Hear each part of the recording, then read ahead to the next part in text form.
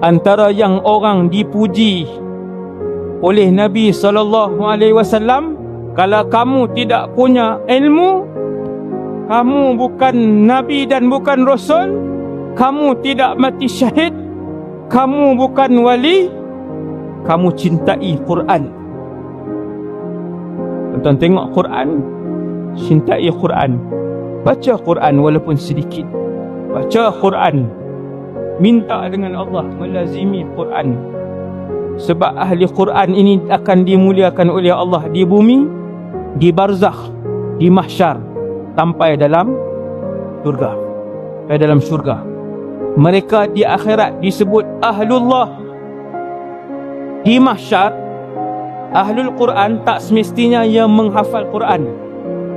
Sekalipun mereka tidak menghafal Quran, tetapi mereka adalah melazimi bacaan Quran, merindui Quran, mengamalkan isi kandungan Quran.